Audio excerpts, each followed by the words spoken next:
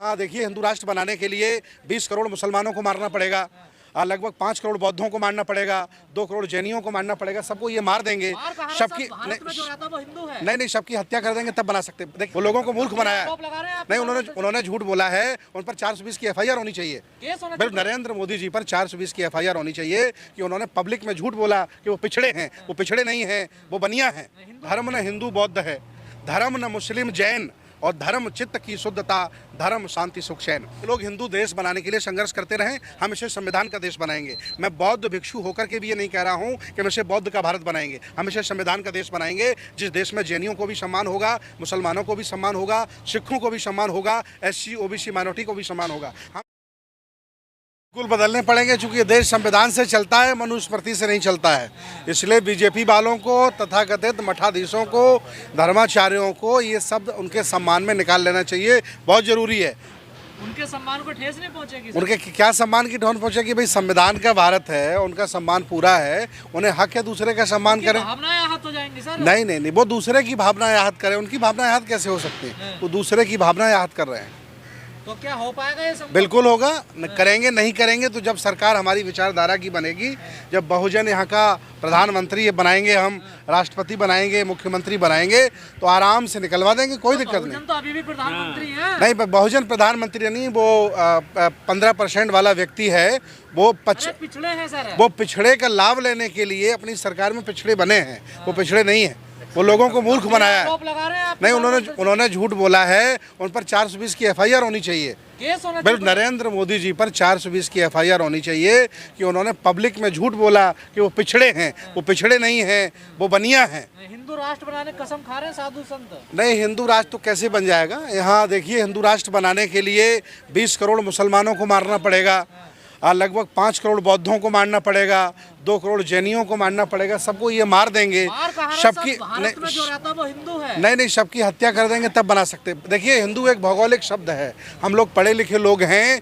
अंग्रेज भारत के लोगों को सिंधु नहीं कह पाते तो हिंदू कहते थे।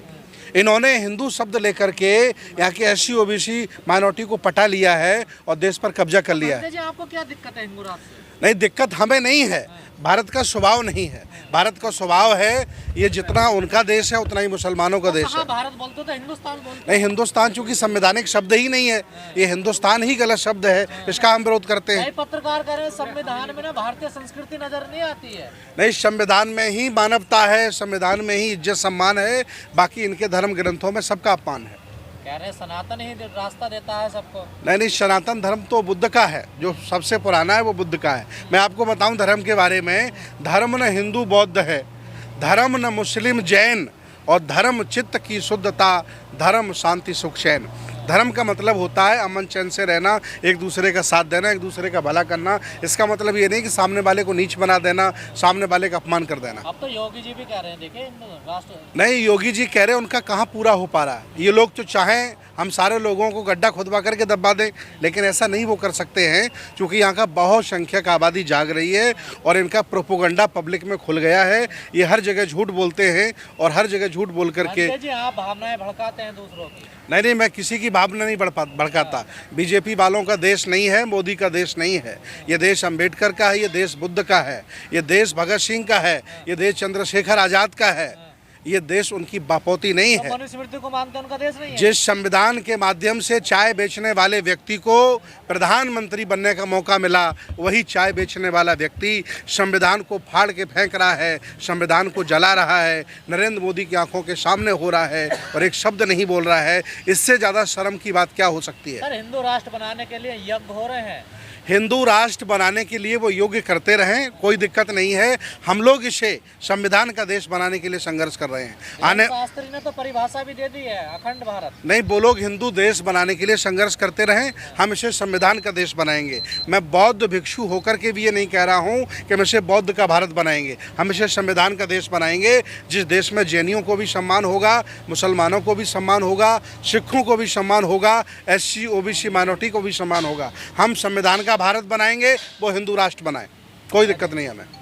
तो धीरेन्द्र शास्त्री का सपना पूरा नहीं होगा? नहीं, धीरेन्द्र शास्त्री के बाप मर गए और जाने कितने लोग उनसे ऐसे लोग पैदा हो गए, उनका सपना पूरा नहीं हुआ, इनका कहाँ से हो जाएगा? ये तो कल की पैदाइश है, पिद्दी न पिद्दी का शोरबा, कल का लौंडा है। चमत्कारी बाबा है? नहीं, चमत्कारी बाबा नहीं, ठग बाबा है। चमत्कारी नहीं, ठग बाबा है वो। लोगों चमत्कार करते हैं, भूत निकाल देते हैं बाहर। मैं आपको बताऊं, अभी धीरेन्द्र शास्त्री का छोटा भाई फर्जी पिस्टल लेकर के, जर्मनी मेड पिस्टल लेकर के और एक शेड्यूल कास्ट की शादी में घुस जाता है, उनको गालियां देता है। अभी SC ST का एक्ट केस हो गया है, हम लोगों ने गिरफ्तारी की मांग की है। अब बाबा रोक लेता, अगर तो नहीं पर्चे बनाता है बाबा, तो अपने भाई के पर्चा नहीं बना पाए जो गिरफ्तार होने वाला है। कह रहे हैं जो दलितों से पंगा ले लेता है फिर वो समझो उसका। तो देखिए, देश दलितों का है, यहाँ मकान दलित बनाते हैं, यहाँ रोड दलित बनाते हैं, गाड़ियाँ दलित चलाते हैं, यहाँ जितना भी मेहनत कस का काम है उसे यहाँ का बहुसंख्यक आबादी करता है। ये दलाल लोग हैं, मलाई खा रहे हैं, आप लोगों को बांट करके मजे काट रहे हैं। जिस दिन ये तुमने समझ लिया कि इन्होंने अपने स्वार्थ के लिए तुम्हें जातियों में बांटा था, तुम यहाँ के मालिक हो, ये देश तुम्हारा है, इनकी ऐसी तैसी। अरे साधु संत एकता लाने की बात करते हैं आप लोग, फिर तो नहीं, साधु संत एकता नहीं ला रहे हैं, साधु संत तो स्वामी प्रसाद मौर्य की गर्दन काट रहे हैं। संविधान के भारत में एक सन्यासी गर्दन काटने के लिए आमादा हो गया, इसका मतलब उसका ईश्वर पर विश्वास नहीं है। अगर ईश्वर पर विश्वास होता तो घर में ही बैठ करके मंत्र पढ़ करके स्वामी प्रसाद का नुकसान कर सकता था। ये झूठा है, ये ईश्वर के नाम पर SC OBC को ठग रहा है। आपका तो है इस पर विश्वास? नहीं, हम ईश्वरवादी नहीं, हम लोग विज्ञानवादी लोग हैं। भगवान बुद्ध ने कहा है, आधे लोग, कुछ लोग वो होते हैं जो ये मानते हैं दुनिया किसी ने बनाई है, और कुछ लोग वो होते हैं जो ये मानते हैं ये दुनिया किसी ने बनाई नहीं है, बल्कि इसका धीरे धीरे विकास हुआ। को क्यों बदनाम कर रहे हैं? हम बदनाम नहीं करते हैं, सनातनी हमारे भाई हैं और सनातन हमारा धर्म है। सनातन का मतलब पुराना होता है, लेकिन सनातन में किसी का अपमान करना नहीं सिखाया जाता है, सनातन में किसी को नीच नहीं बनाया जाता। आपका धर्म है? बिल्कुल है, बुद्ध का 2500 वर्ष पुराना धर्म है। हमारे बाद मोहम्मद साहब आए, हमारे बाद हिंदू धर्म इनका बना, हमारे बाद इनके रामायण लिखी गई, बुद्ध के बाद महाभारत लिखा गया, चारों वेद बुद्ध के बाद लिखे गए, इसलिए रामायण में बुद्ध को चोर लिखा गया। ये प्रमाण है। तो बुद्ध को अवतार कैसे बताया जाता है? ये झूठ बोलते हैं।